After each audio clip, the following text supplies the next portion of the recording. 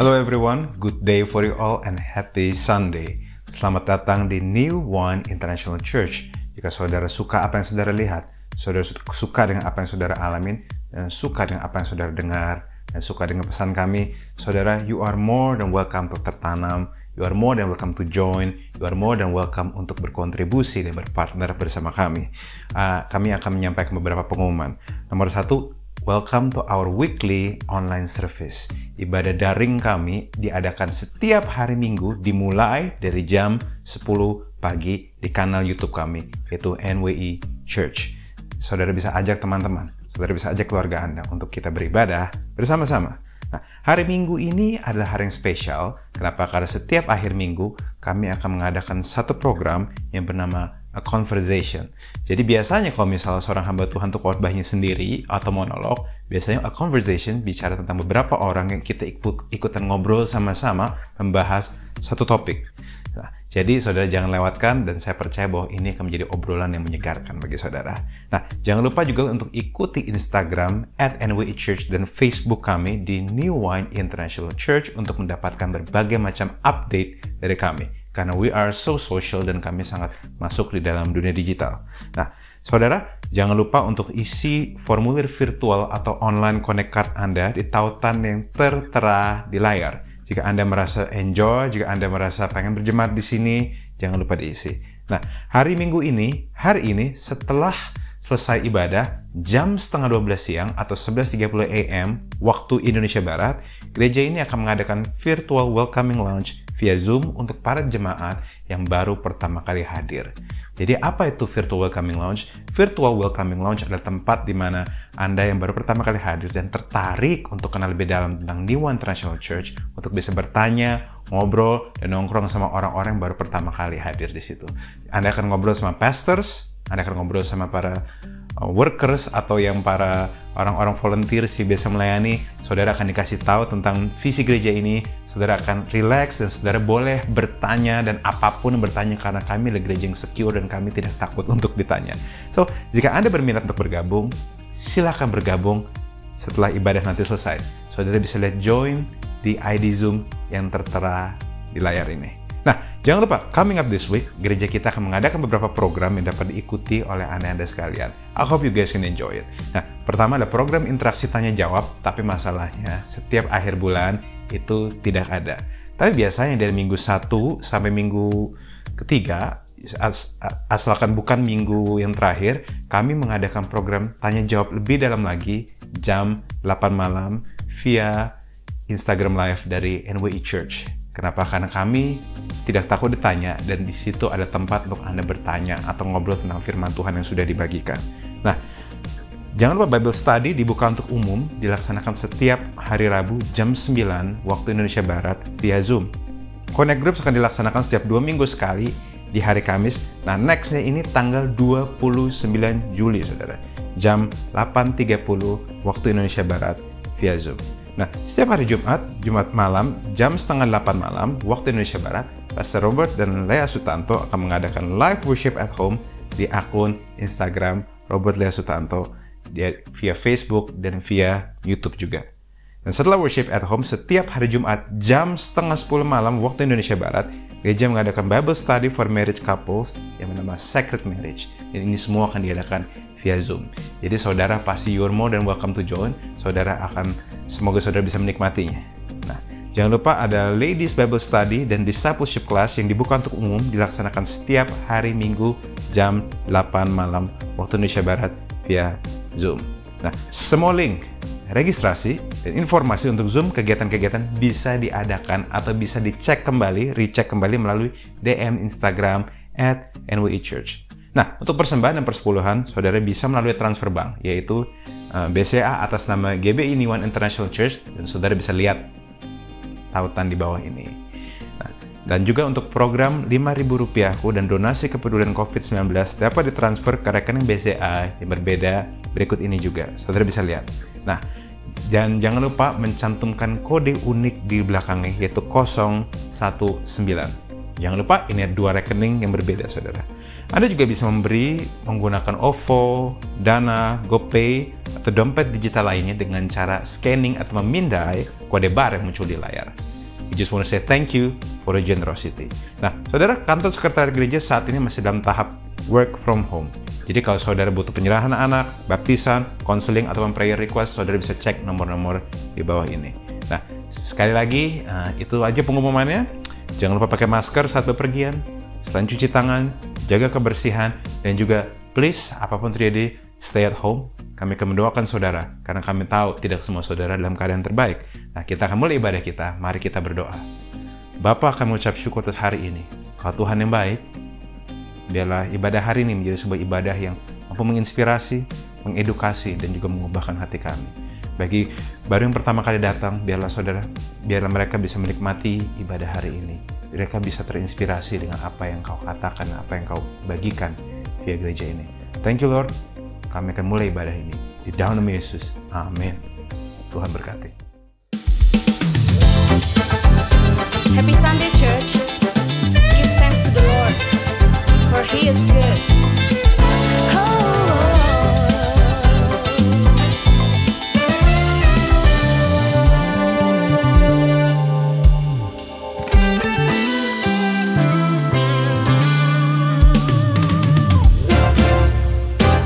Open the eyes of my heart, Lord. Open the eyes of my heart. I want to see you. I want to see you. Open the eyes of my heart, Lord. Open the eyes of my heart. I want to see you. I want to see you. To see you high and lifted up, shining in the light of your glory. Pour out your power and love as we sing, holy, holy, holy. Open the eyes of my heart, Lord.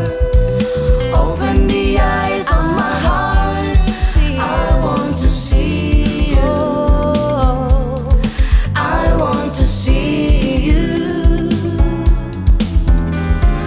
Open the eyes of my heart, Open the eyes Lord. of my heart, Lord. Open the eyes of my heart.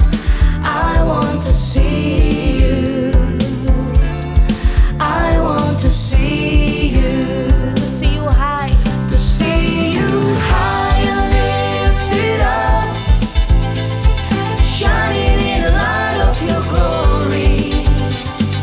Pour out your power and love as we sing, holy, holy, holy. To see you high and lifted up, shining in the light of your glory. Pour out your power and love as we sing, holy, holy, holy. come on, lift up your hand and sing. Holy, holy, holy. Holy, holy, holy. Holy, holy, holy. I want to see. We will sing, holy. Holy, holy, holy. Holy, holy, holy. Holy, holy, holy. I want to see you. To see you high and lifted up, To see you high and lifted up, shining in the light of your glory. Pour out your power and love as we sing, holy, holy, holy. To see you high and lifted up, shining in the light of your glory. Pour out your power and love as we sing, holy, holy, one more time. To see you To high, see you high and lifted up, shining in the light of your glory. Pour out your power and love as we sing, holy, holy, holy. Holy, holy, holy. Holy, holy, holy. I want to see you.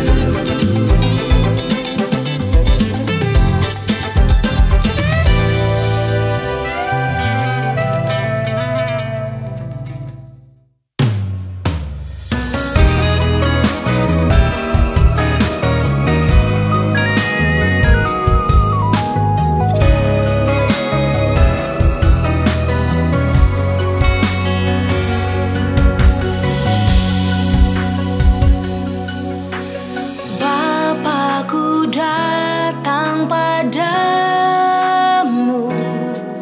naikkan ucapan syukur.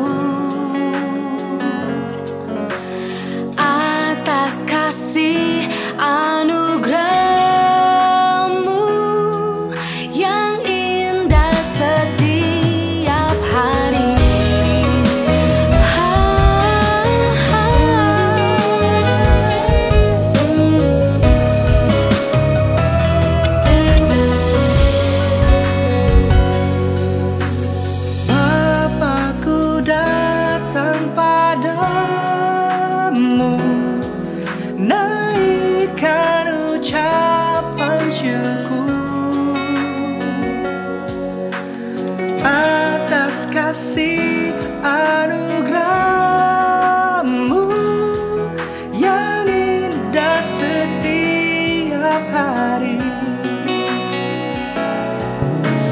Pagi hari, siang hari, sore dan malam hari, tak hentinya mengucap syukur atas kebaikan-Mu.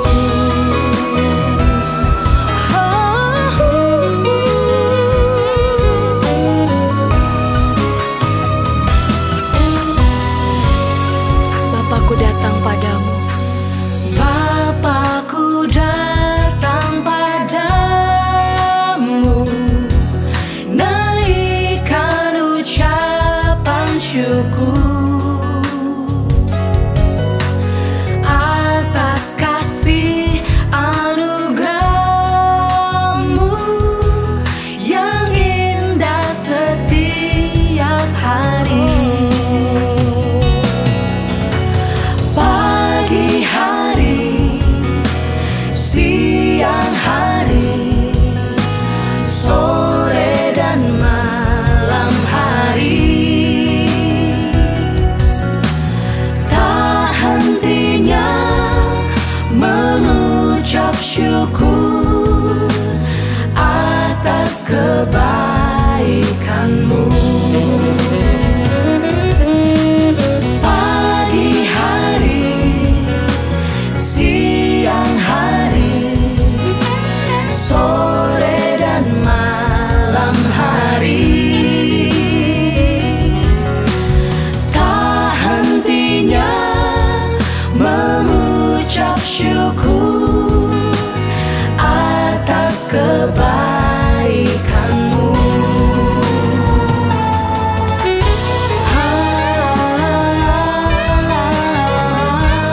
Bapakku datang padamu,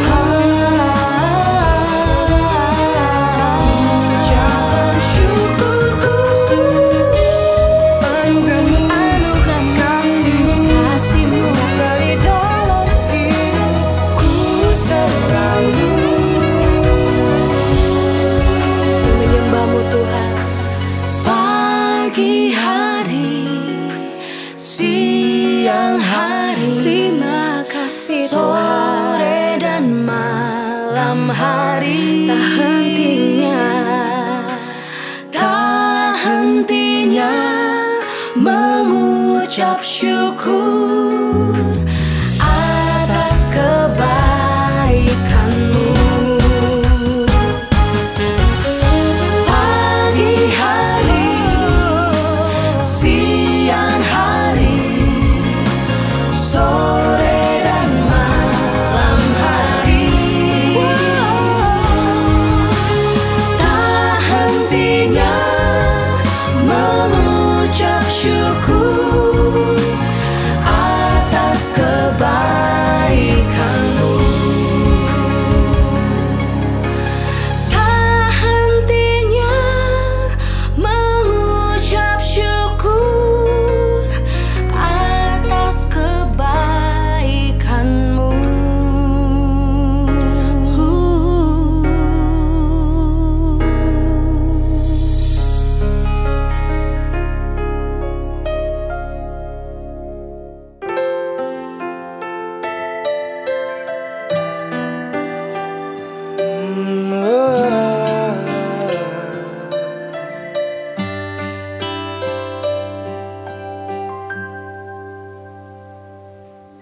Tuhan, Kaulah yang setia, tak pernah meninggalkan apapun keadaanku, buatku terpaku. Tuhan, Kau melayakkan aku untuk ambil bagian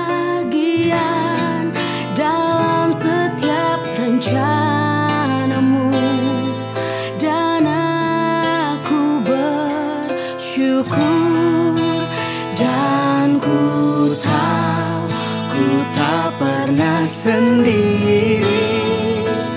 Kau Tuhan yang selalu penuhi janji, berjalan bersamaku di depanku. Sebab Engkau tahu yang terbaik bagi jalanmu, mengatasi jalanku. Ku perlu Kau tuntun setiap langkahku. Rancanganmu lebihi rancanganku. Ambillah semua seluruh hidupku. Ambillah semua seluruh hidupku.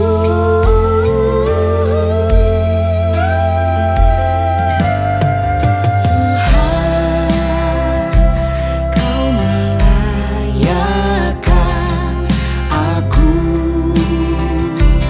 untuk ambil bagian dalam setiap rencanamu, dan aku bersyukur. Dan ku tahu Ku tak pernah sendiri. Kau Tuhan yang selalu penuhi janji, berjalan bersamaku di depanku. sebab ku tahu Sebab Engkau tahu yang terbaik bagiku. Jalanmu mengatasi jalanku. Ku perlu Kau tuntun setiap langkahku. Rancanganmu lebihi rancanganku.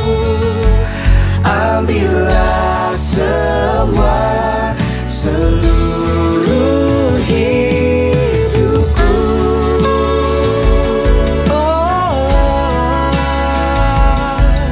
Ambillah semua seluruh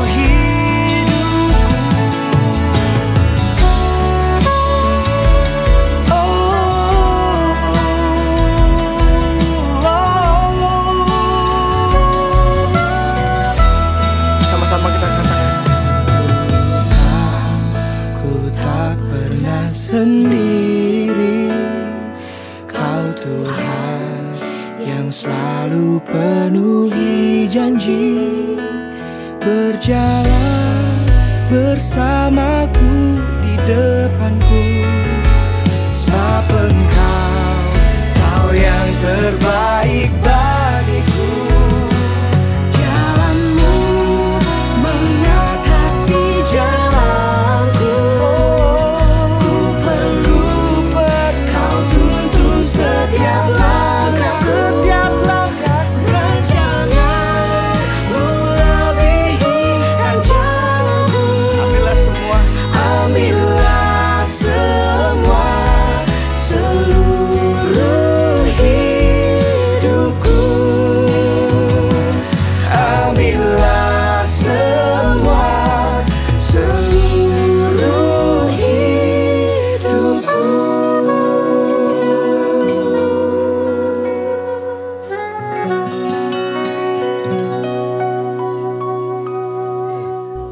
Shalom saudara sekalian, selamat bertemu lagi di dalam acara minggu terakhir, yaitu Conversation bersama dengan kami bertiga, yaitu Pastor El, Pastor Christo, dan Pastor Robert. Dan senang sekali untuk kami bisa kembali bertemu di dalam sebuah acara yang favorit, karena kami melihat ada begitu banyak respon-respon positif yang dituliskan, dan mereka berkata acara Conversation ini adalah acara yang satu-satunya yang sangat memberkati kami sekalian. Nah, di bulan Juli ini kita berbicara mengenai ada 3 hal yang sudah disampaikan dalam minggu pertama. Di judulnya adalah More Than Tears. Apakah pertobatan itu? Pertobatan sih bagaimana sih? Apa artinya sih? Lalu yang kedua adalah bicara tentang takut yang salah. Yang ketiga itu siapa yang diuntungkan gitu dari minggu ketiga ini ya. Nah, di dalam More Than Tears ini disinggung mengenai bahwa repentance is not an event but it's a journey. Jadi sebuah pertobatan itu bukanlah sesuatu yang instan, tetapi ada sebuah perjalanan. Artinya hidup kita menjadi lebih baik, lebih mendekat kepada Tuhan, perubahan-perubahan terjadi, dan bukan cuma Tuhan ampuni saya langsung berubah 180 derajat. Enggak seperti itu, tapi it is a journey, dan ini akan dijelaskan nanti dengan lebih detail, lebih bagus ya.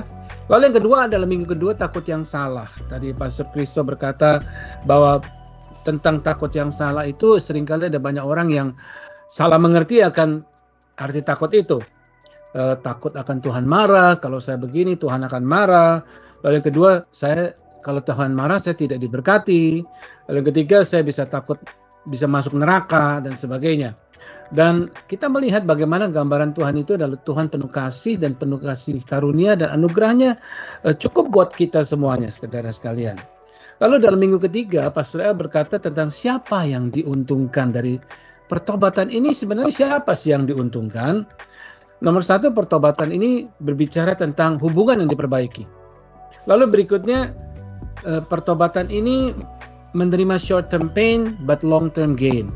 Jadi sebenarnya yang diuntungkan ini kita, orangnya yang dia bertobat, yang berkata Tuhan saya mau berubah, Tuhan saya mau berubah. Nah itu ya yang diuntungkan. Lalu yang terakhir yang sangat bagus ini adalah membuat setiap individu yang hidup dalam pertobatan, hidup di dalam perubahan ini siap dipakai Tuhan. Amin. Semua daripada kita ingin dipakai Tuhan dengan luar biasa. Nah, ada beberapa pertanyaan-pertanyaan yang sangat menarik yang akan dibahas oleh hamba-hamba Tuhan ini. Yang pertama adalah, salahkah jika saya tidak ingat kapan tepatnya momen pertobatan saya? Wah, ada yang berkata, wah kamu kalau tidak ingat akan momen pertobatan kamu, wah kamu bisa nggak masuk surga tuh. Ada yang sampai demikian tuh. Lalu yang kedua ada pertanyaan, jika memang ketiga takut itu salah, bagaimana nasib mereka yang memiliki menjalani kekristenan mereka dengan ketakutan-ketakutan yang salah? Nah di minggu kedua kan bicara tentang takut yang salah. Nah bagaimana dengan orang yang hidupnya takutnya salah nih? Ya, takut Tuhan marah, takut nggak diberkati, takut masuk neraka. Gimana nih orang-orang seperti ini nih? Ya.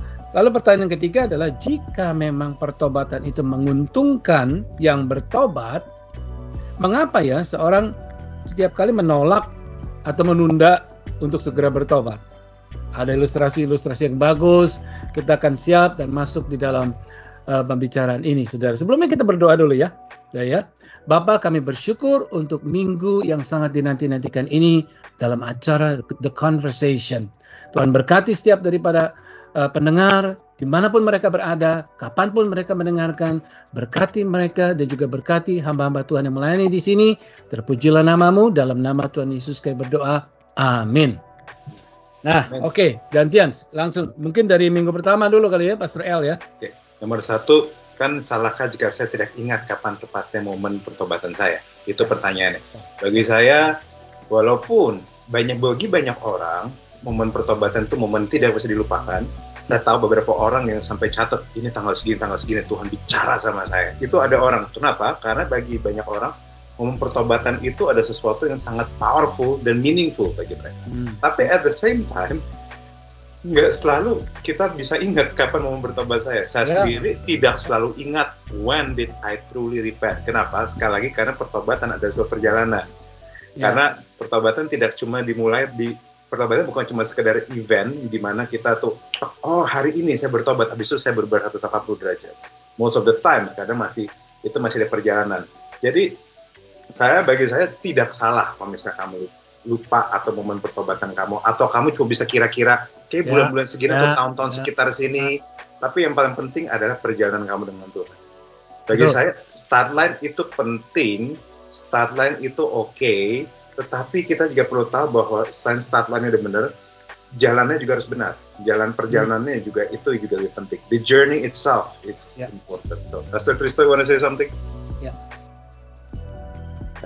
Mute-nya dibuka dulu. Oke.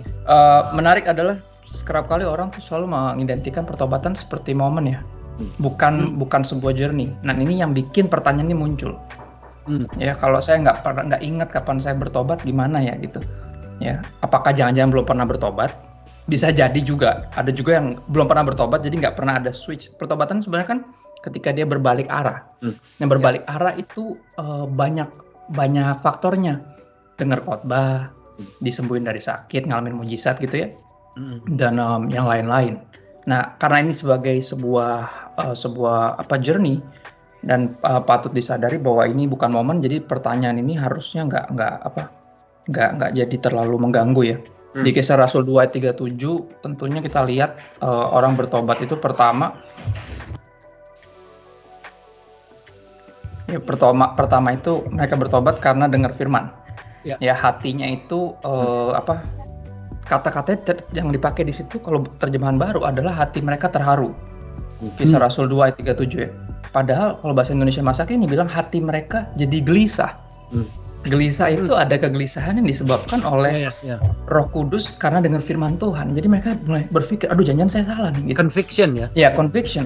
Sebenarnya bukan haru bikin nangis. Makanya poin pertama, minggu pertama kita ngebahas tentang bahwa pertobatan itu more than tears. Mungkin melibatkan tears. Betul. Tapi dia more than tears. Ya karena sebenarnya hati itu gelisah ketika dengar kebenaran. Mereka mulai berpikir, jangan saya salah nih. Kalau salah harus berbalik arah. Nah itu disebut pertobatan. Ya momen kita berbalik. Dan kerap kali perjumpaan, nah kita mesti bisa bedain juga differentiate yang namanya si encounter sama repentance.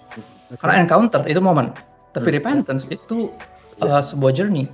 Gitu. Itu sih paling menurut aku. Oh nice, very nice. Ada yang bertanya seperti gini, apakah bisa dibedakan antara ketika seseorang bertobat pertama kali terima Tuhan sebagai Tuhan dan Juru Selamat, dia mulai diselamatkan, lalu kemudian perjalanan pertobatan itu sampai masa kini? Apakah itu sebuah perjalanan yang sama atau sebuah perjalanan yang berbeda? Kan kata orang kalau mau masuk rumah kan mesti lewat pintu.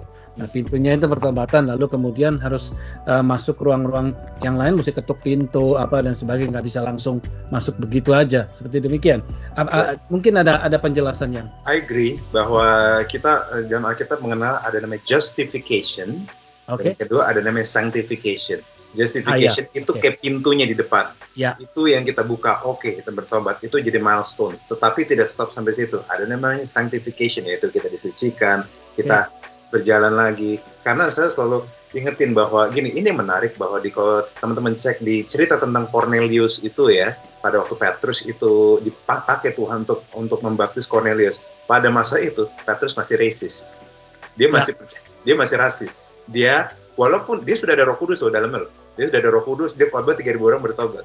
Tetapi dia masih punya sisa-sisa mindset yang zaman dulu. Sampai Tuhan harus pelan-pelan, sampai kasih penglihatan. Disitulah setelah dengar cerita Cornelius, baru mereka terbuka. Emang Tuhan nggak mandang orang ya. Jadi sisi-sisi itu yang kita suka lupa, bahwa people juga masih perlu pembaharuan budi setiap hari, dan Tuhan tuh nggak selesai pada waktu di justification. Sanctification itu, penyuciannya itu masih takes time, dan mungkin akan selamanya, but that's fine maksudnya. Itu kan kita berjalan sama Tuhan. Oke. Saya kira good. Karena itu Kisah Para Rasul 10 ya. Teruskan yang Kisah Para Rasul 11. Dia harus mempertanggungjawabkan kepada rasul-rasul di Yerusalem tentang pertobatan ini. Jadi dia harus bertanggungjawaban memberitahukan bahwa betapa rasisnya pada waktu itu ya. Itu. Karena dia pikir hanya karena orang Yahudi aja yang boleh begitu. Orang biasa nggak bisa seperti itu. Ya. Menarik sekali. Penyesuaian ya. Pada akhirnya kita butuh penyesuaian kan. Maksudnya nggak bisa mendadak tiba-tiba langsung jadi kudus gitu kan. Ada si sanctification tadi, itu penting kan. Dan kita banyak yang mesti dikikis lah di dalam kita gitu. Salah satunya ya rasisme misalnya. Atau fear of man issue. Itu kan juga Petrus kan juga takut kan ketika banyak teman-teman dari Yerusalem datang, dia langsung balik, ada rasa takut itu lagi. Rasa takut yang sebenarnya bikin dia menyangkal Yesus juga. Jadi kan itu nggak langsung hilang tuh takutnya. Pas insecure, dia berani insecure ya.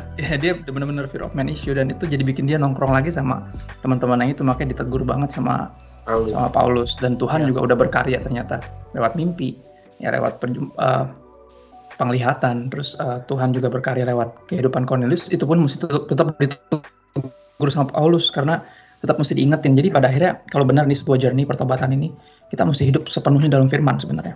Jadi biar tetap on track, tetap hati ini nggak fals, jiwa ini nggak ngaco, otak ini nggak balik-balik lagi ke mode sebelum bertobat gitu. Itu sih Pak. Dan memang kita juga butuh orang sekitar kita ya, untuk bisa bantu kita untuk ngelihat. Sometimes kita nggak lihat, jadi kita secara objektif. Itu I think it's good. Betul. Karena dalam salah satu ayat di Efesus dikatakan bahwa pembaharuan budimu setiap hari ya, dikatakan renewed yang ini diperbarui ya. Nice. Oke, pertanyaan kedua. Dan kedua adalah jika memang ketiga takut itu salah, lalu bagaimana nasib mereka yang memiliki atau menjalani kekristenan mereka dengan ketakutan yang salah itu? Nah, ini yang menarik nih. Oke, di 1 Yohanes 4 ayat 18 ya, terjemahan bahasa Indonesia masa kini, di khotbahku juga aku kutip ya. Terjemahannya cukup mengagetkan sebenarnya kalau kita baca kayak ternyata artinya gini gitu. Thought provoking kalau kata bahasa Israel.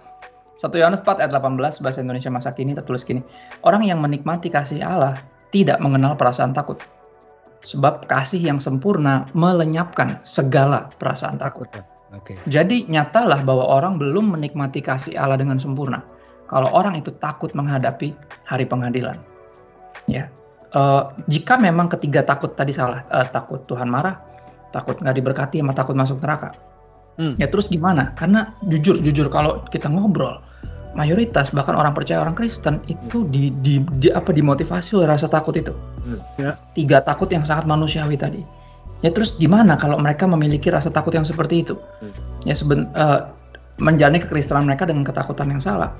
Sebenarnya gini, mereka akan tetap hidup kudus. Itu yang saya tahu.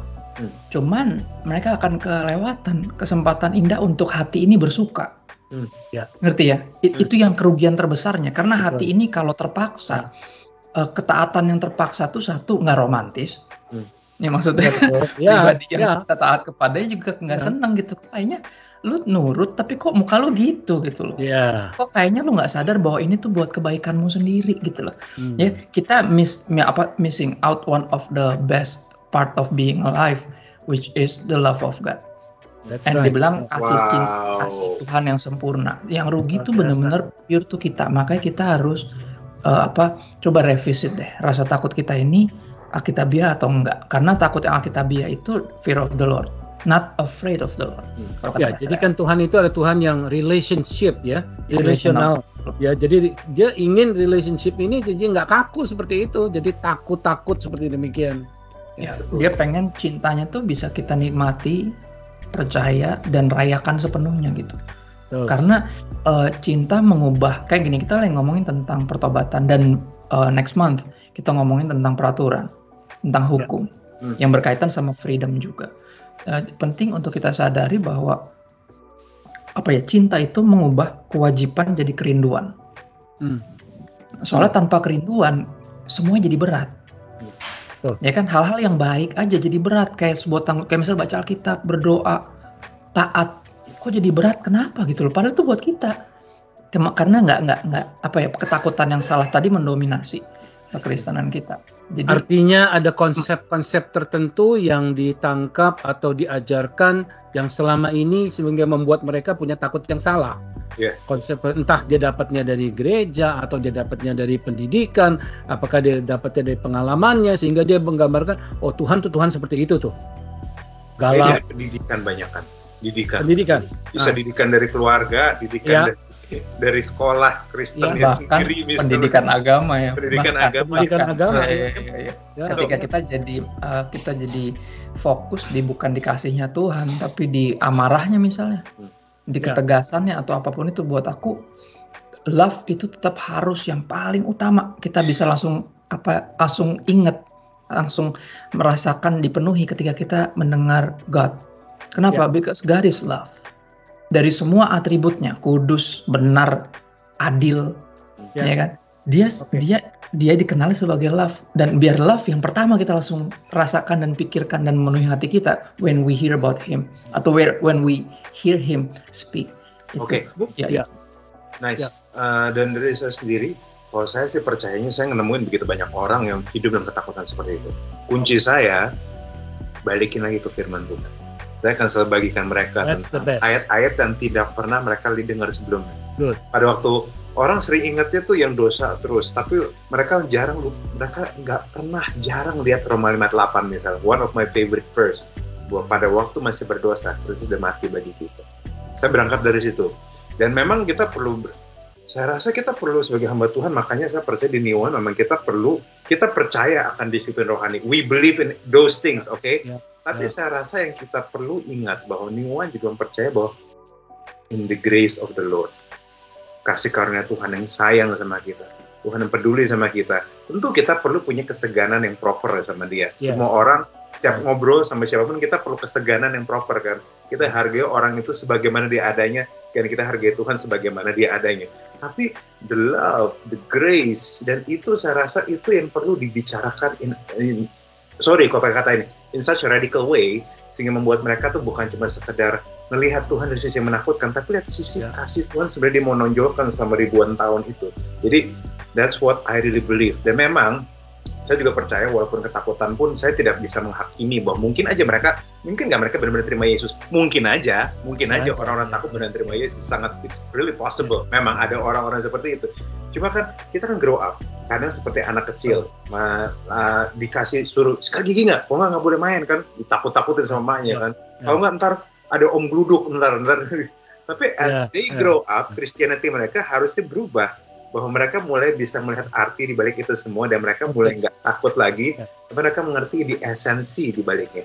So saya rasa growing up itu juga part yang kita perlu bagikan sebagai agar teman-teman saudara bukan cuma menjadi sekedar orang Kristen, tapi orang Kristen dewasa dan bisa melihat Tuhan dari sisi yang lebih proper maksud saya. Dan kemungkinan juga karena pengajaran-pengajaran yang berdasarkan based on Old Testament ya.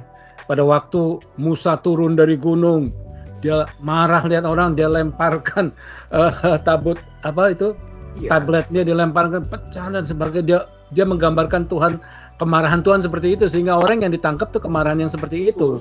Tapi saya juga percaya bahwa Old Testament pun harus dilihat dari kacamata New Testament. Nah, betul, ini yang jadi masalah.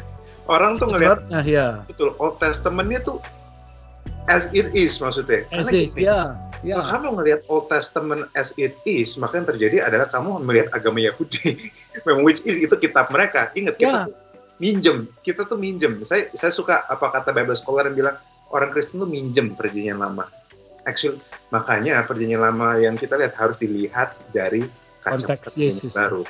Ya, karena itu mereka kan percaya mata ganti mata. Sampai sekarang kan Israel kalau disakiti dia serang balik. Nah itu kan menjadi bagian kehidupan mereka sehari-hari yang mereka lakukan. Tapi kita kan karena ada kasih karunia Yesus, kita ini kan dikatakan bahwa kita mengampuni. Menarik sekali. Betul. Makanya istilah mata ganti mata pun perlu dilihat dari kacamata perjanjian baru. Yaitu betul mata ganti mata. Tetapi Yesus sudah memberikan matanya, dia memberikan giginya demi supaya kita nggak mengalami hal itu. Amen. Gitu. Kacamata harus dari situ. Ya, amin. Very good sekali, very good. Oke. Yang ketiga. Takut masuk neraka nih ya. Yang ketiga, takut masuk neraka. Emang ada ayatnya memang kalau nggak proper takut akan Tuhan akan masuk neraka. Atau itu kata-kata yang mungkin dikatakan oleh ada sebagian orang tua lah, mungkin pendetanya lagi marah-marah, atau guru sekolahnya lagi marah-marah, atau bagaimana karena ini anak berisik terus sehingga dia kan kau masuk neraka. Bisa gitu ya? Ya bisa jadi. Mungkin. Masuk tuh betul. Jadi dipenuhi rasa takut yang salah. Sayang sih tadi jadi kasih Tuhan yang segitu memukaunya tuh jadi gagal memukau seorang gitu dalam hidupnya, dipenuhi rasa takut. Ya semoga apa yang kita bagikan sebulan ini ya, yang ngebantu orang-orangnya untuk melihat Tuhan lebih menyala seperti seharusnya gitu Tuhan tuh. Ya. Amin.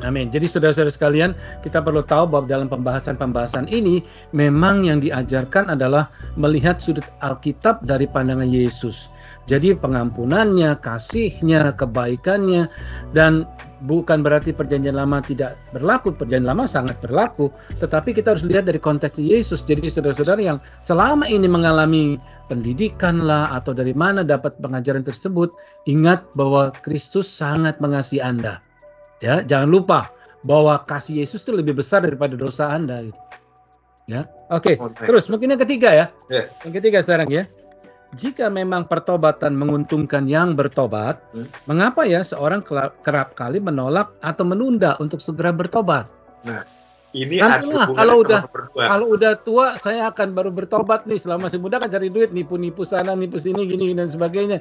Kalau udah tua baru bertobat gitu. Ada orang seperti itu tuh. Memang ada orang kayak gitu. Mereka nggak tahu bahwa sebenarnya itu, walaupun memang benar saya percaya bahwa ada dan kayak gitu. Tapi Alkitab juga bilang nama baik lebih berharga dibanding emas dan perak. Dikasihi orang lebih baik daripada permata dan sebagainya. Karena bayangkan nggak sih, sangat mungkin seseorang itu punya harta yang besar tapi nama yang buruk. Can you imagine that? Anak-anaknya tuh harus hidup seperti apa gitu. Saat seorang ayah itu pasti kenal, oh bapak lu koruptor ya. Lu bayangin jadi anak kayak gimana nggak sih? Iya, rasanya. Mau duit sebanyak apapun rasanya tidak akan pernah bisa menggantikan rasa malu dan rasa marah, rasa kecewa. Itu tuh saya nggak ngebayangin orang-orang koruptor yang duitnya itu, anaknya itu malunya tuh kayak gimana, diejekin satu negara gitu kan. Itu tuh kan, makanya itu kayak sebenarnya bukankah kalau namamu baik gitu ya, saya namamu baik itu bukankah itu justru it will bring peace to your family, itu nomor satu. Jadi bagi saya itu sesuatu yang baik menurut saya. Memang bukan berarti, saya selalu bilang, bukan berarti saat hidup bertobat itu mudah. Itu I agree with that. Tidak selalu itu mudah. Sama seperti membangun di atas batu. Awalnya pasti nggak mudah. Batu sama pasir itu pasti lebih cepat. Pasir lebih cepat dibangun dari yang batu. Itu jelas. Batu lebih mahal. Memang ada harga yang lebih penting. Tapi harga yang lebih mahal yang harus dibayar pada utusan bertobat awal-awal. Itu betul. Penyesuaiannya. Tapi pada waktu di akhir, saat badai datang, yang benar itu yang tetap berdiri. Itu makanya, dan saya sempat ngomong di sermon saya minggu lalu bahwa pada waktu rumah yang dari pasir itu hancur, Tuhan bisa kasih mujizat. Bisa. Yang runtuh bisa dibangkitkan kembali. Tetapi kalau misalnya kamu bisa tetap berdiri, untuk apa kamu jatuh? Itu nomor satu. Dan juga kalau dihitung-hitung budgetnya, tetap ya rumah yang runtuh harus bangun rumah lagi, budgetnya 2 kali lipat.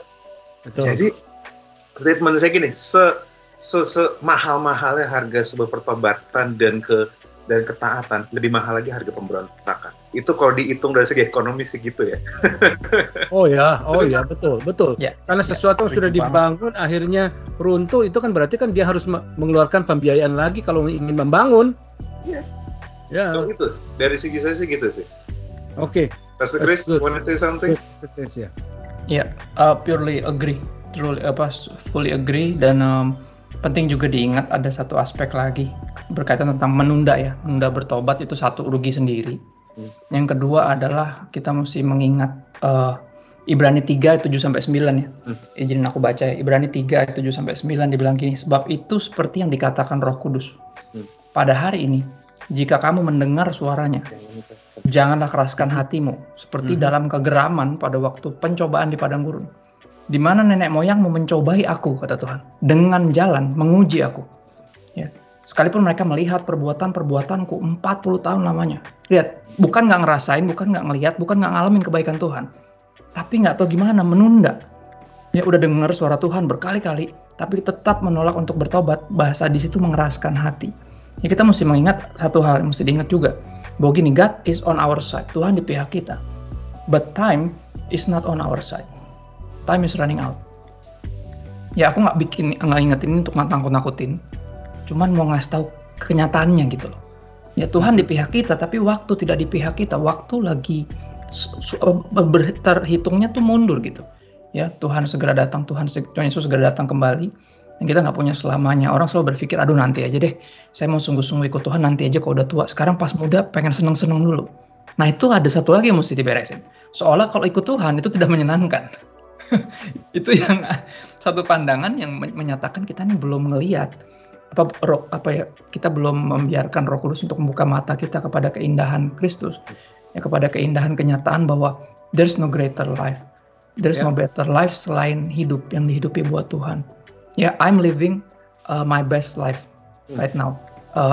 Pasca pertobatan, setelah pertobatan, aku bisa berani bilang bahwa aku menghidupi kehidupan yang terbaik di sepanjang aku pernah hidup. Aku bertobat di umur 24 dan sekarang baru mau 36.